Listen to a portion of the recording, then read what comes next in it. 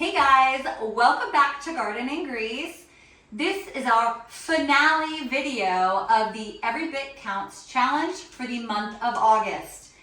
This is the most food I've ever preserved in 1 month. Let me show you what we did. All right guys, first I'm going to tell you about what we froze. That way I can get all put back in the freezer, and then we'll talk about everything that we canned and dehydrated. All right, so to start, our chickens are putting out eggs, and I started to freeze. There's a couple other bags like this, just in silicone cupcake molds. Freeze them and then throw them in here.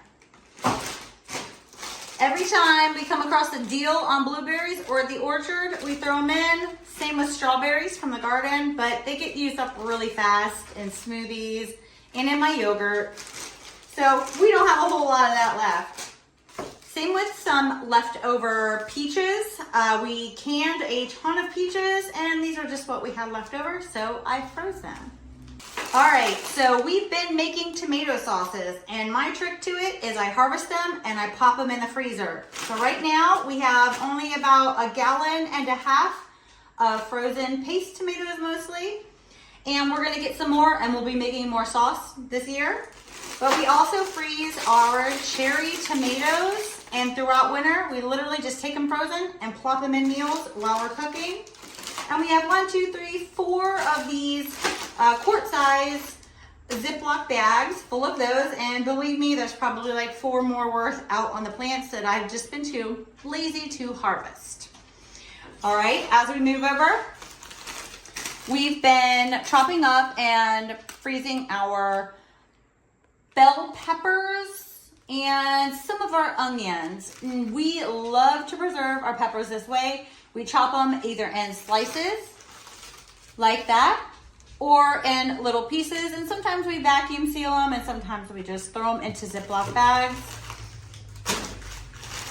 And our fig tree has been putting off a lot of figs this year, and he's just a small little guy in a pot. But so far, this is what we've got, and by the end of the season, we'll have enough that I can do some fig preserves. That'll be awesome. Okay, now as for all the items that we got canned, I'm gonna start with the things that taste best to me. We're gonna go with peach pie filling. Now, I have a video, and I'm gonna link all the individual videos that we've done of everything here that I actually took videos of. I didn't video everything because some of it's kind of repetitive. I've done it more than once. I'm not going to make a video on it. But the peach pie filling is amazing. We actually also put apples in this, and there is no clear gel in this, no thickening agent at all, and it turned out perfect. Also, along the line of peaches, we did a peach butter. It is amazing. So we had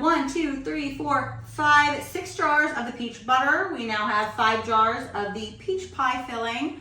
5 quart-sized jars of peach slices, or halves pretty much.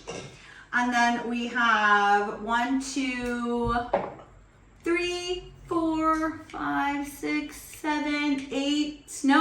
7 jars, pint-sized jars. And our green beans, we do the bush beans a lot of the time. We don't have a big garden. We don't have a huge garden, but we do dedicate about 1/2 of a 4x8 bed to our bush beans, and I might just do more next year because they grow really well and they put on a really good harvest. But I'm only getting like 3-4 pint-sized jars worth every few weeks.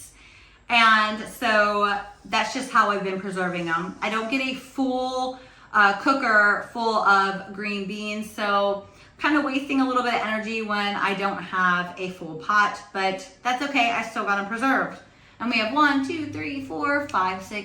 8 jars of the green beans left. We've already ate some of them. And our peppers, we did pickled banana peppers, and we have 3 jars of that left. We also give these to friends and family because pickled banana peppers, we only can eat so many of those, and we have a ton of banana peppers in the garden. So we've just been canning them, preserving, pickling, the quick pickle in the refrigerator as well. We do a lot of that, and then we give them away.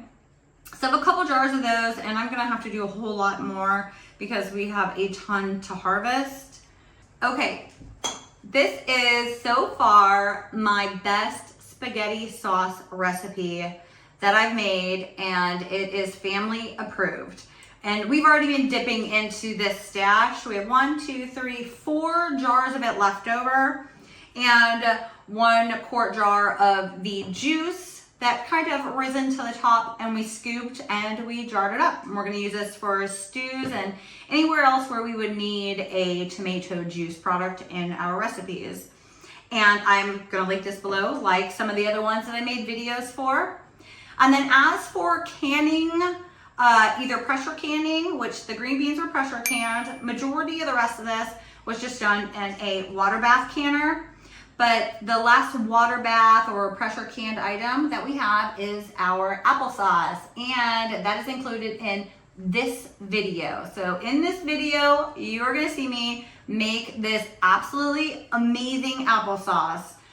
You guys have gotta try it, super easy. Majority of it's hands off because I did it in a crock pot. Okay, so that's all of our canned items that we made in the month of August, but we have dehydrated a ton. I don't like to waste anything really, and I do feed a lot to the chickens when it comes to scraps, but if it's something that we can use for us in the home, I do it. This is our peach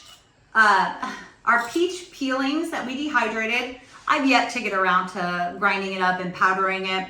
Sometime this winter, I'll do that. So we will end up with a whole lot of peach powdered peach skins. Yep. And it seems like everybody has an excess of squash, zucchinis and yellow squash. And even though the squash vine borer and the squash bugs really decimated pretty much every variety of squash that we were growing this year, we did harvest quite a few. And some of them ended up dehydrated, and some of them ended up as chips. I like a ranch seasoning, so we did a ranch seasoned chips. And these will go into stews. I am going to mix some of our other dehydrated vegetables together to create a one-stop kind of scoop and throw it in so that into recipes like casseroles, so it has all the vegetables in one. But I've yet to get around to that, and that's okay.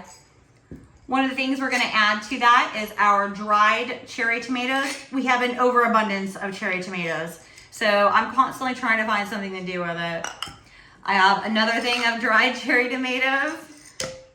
And I was also gonna do like these dried cherry tomatoes. They were more of a pear-shaped tomato.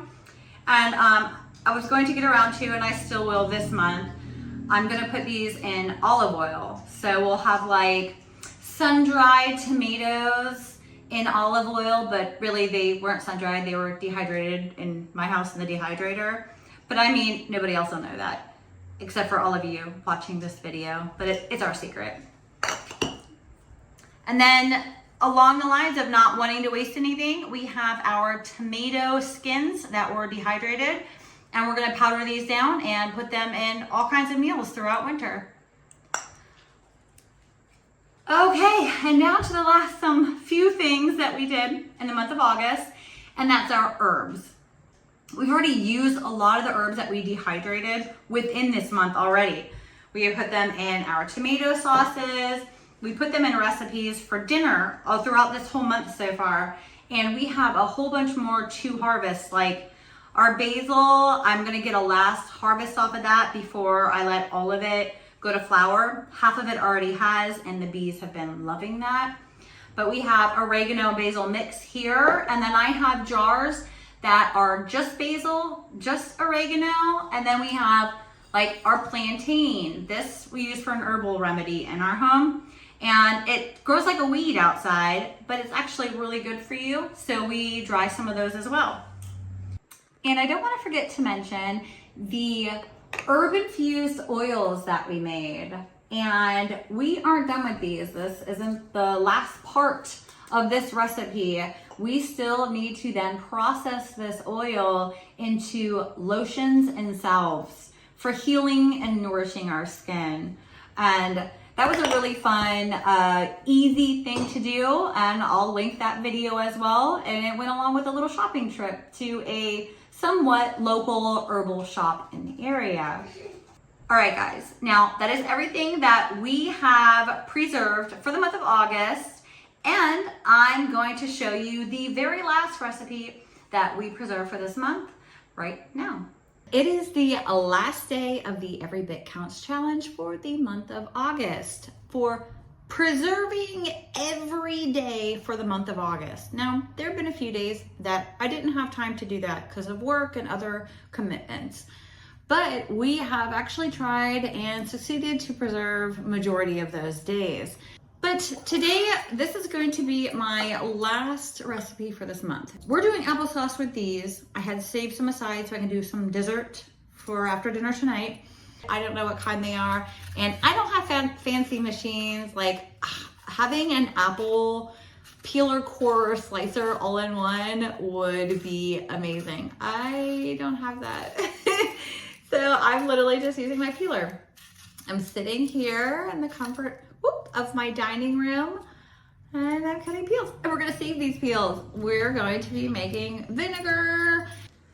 All right, that's been in the crock pot for probably 5 hours, and I honestly didn't go to the garden to do like any work. I've been lazy all day.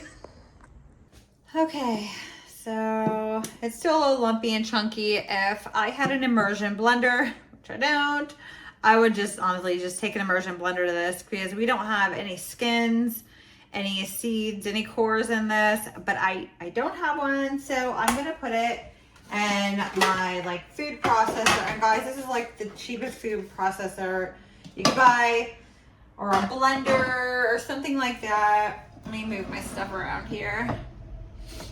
And I'm gonna scoop that into here with, just use my ladle.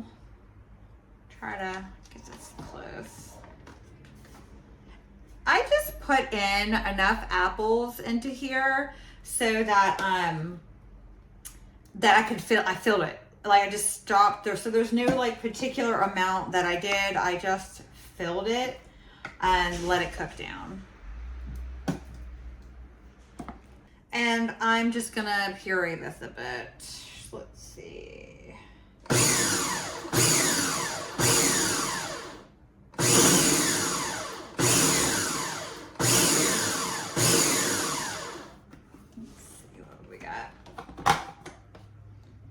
Yummy. Nice and smooth. That's all I want to do is get some of the big chunks out. Okay, so we have pureed down all of our cooked apples, and technically you could just start canning at this point, but I'm gonna add cinnamon. I like cinnamon. I put a fair amount in there. I don't know, that might have been actually like a teaspoon in reality. Oh, it smells so good. And some nutmeg. Just a little bit in there. Sprinkle that in. And sugar to taste. If your apples are super sweet, you don't need to add any sugar. But these were, I don't know, they weren't sweet, they weren't tart, but they weren't, you know, super sweet. So, and I've just had this on low, by the way. I was cooking it in the crock pot on low for like 5 hours or something like that, just because I was just lazy. All right, I'm gonna taste it then. Okay, I'm going to actually just put this down on warm and let it sit just for a little bit while I get my canner and some jars ready to go. And one more thing we forgot to add is some lemon juice. Now, If I was following a recipe and actually was able to fit 12 pounds of apples in here, which I don't think I did, it would be 4 tablespoons. So just in case, I'm gonna go the 4 tablespoons. Now I know not everybody adds the lemon juice to this on other videos, but you know, the USDA says you need to, so I'm just gonna add the 4, just in case. So what I've done is I have some, this is really hot, some really hot water inside of these jars, just because I didn't want to put this pretty hot sauce still, it's still pretty hot, into cold jars. And I have water in my canner starting to get warm. I literally just put it in there though, so that water won't be hot by the time these actually go in, but they'll be warm. So I dumped my water out. Let me get organized. All right, so jar, funnel, sauce. Let's get this good and close. All right, now what we do is ladle it into our jars with a 1/2 inch of headspace, wipe the rim, put a new lid on it, and you can use an old ring to tighten it down.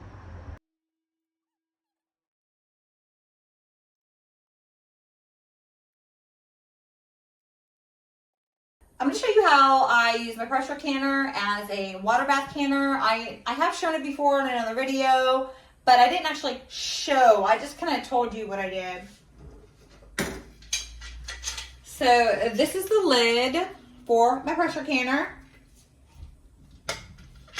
And if you see this, that lets you know that you have gotten pressure in your pressure canner. When you're cooking in it, when it hits pressure, but not necessarily the pressure you need it to be, but when it gets pressurized, that'll pop up. Now, if we turn it around, let me try to hold it up.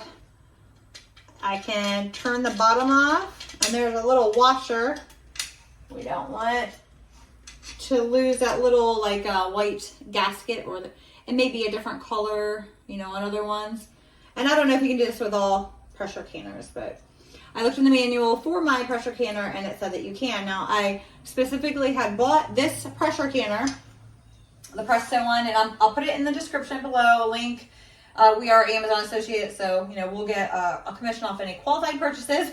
But we have a glass top stove, and you need to watch out when you're using a canner that the base of your canner that comes into contact with your heating element is the same size. And there's a bit of it can only be like, I think, a 1/2 inch or an inch larger or something like that. It's been a while since I looked into it. But pretty much you want it to be the same size as your burner. So for our burner, and I think most electric glass top burners, it is the same size for your large burner on your stove. And I got it because I knew for sure, and it does say in the manual, that I can use it as a water bath canner. And I've been using it for both pressure canning and water bath canning. I also make sure that I can see light and there's no obstruction where you put your weight on there.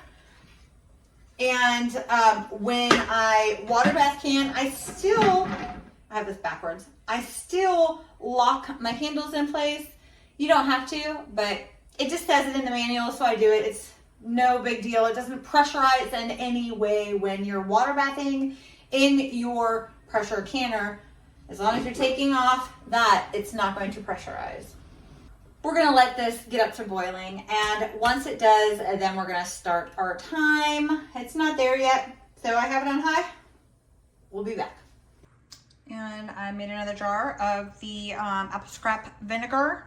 I will end up doing like a thorough video on this next month, or like in a few weeks. We're going to go to pick apples from the orchard, and we're going to do a whole lot of apple preserving. And I'll do a pretty detailed video on that. Here's just another jar of it. Okay, so we have a pretty darn good boil going. I actually ended up getting the 3 pints and 1 jelly-sized jar of the applesauce. I'm gonna lock her in. And no matter if you're doing pints or quarts or whatever, you're gonna do this for 20 minutes. I see some recipes say 30. I don't see why 30 would hurt at all, but 20 minutes is what my recipe book says. That's what I'm going with. Set my timer. All right, I'm gonna boil this for 20 minutes. And then when the timer goes off, we're gonna turn the heat off and take the lid off, and we're gonna let it sit for 10 more minutes before you pull them out and let them start cooling down. We got 3 of the pint jars, and I did a jelly jar because I had enough to actually fill it, so I did a jelly jar of applesauce, and it is so good.